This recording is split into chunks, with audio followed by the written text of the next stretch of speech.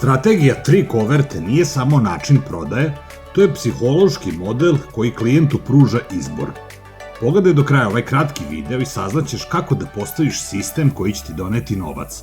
Tvoja cena nije odraz tvog truda, već vrednosti sistema koji si izgradio. Pruže klijentu izbor i on će sam izabrati uspeh.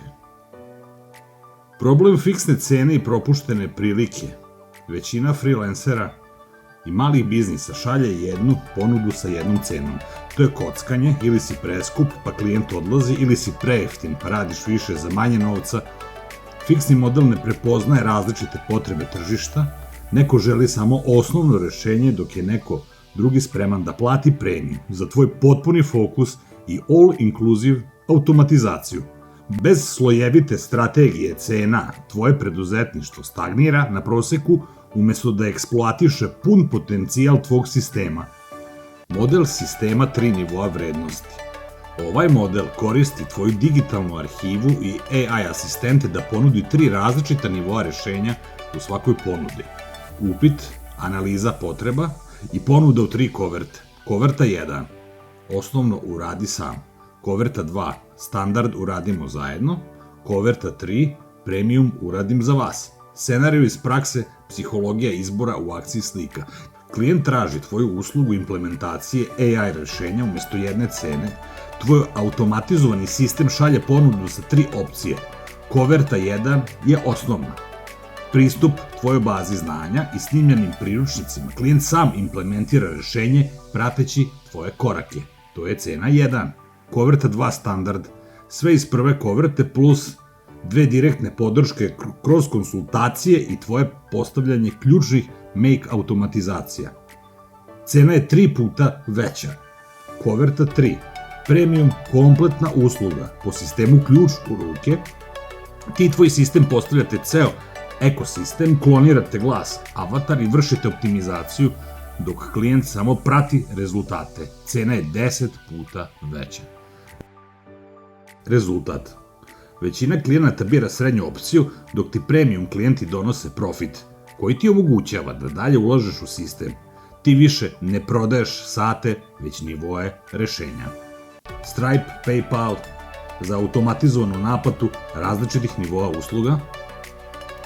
Teleforms za kreiranje interaktivnih ponuda, gde klijent sam bira željenu kovertu. Make za momentalnu aktivaciju usluge nakon uplate, na primer, slanje pristupnih podataka za kovertu 1. PandaDoc za kreiranje vizualno ubedljivih ponuda, koje jasno mini vodič za implementaciju razdvajaju na 3 nivoa vrednosti.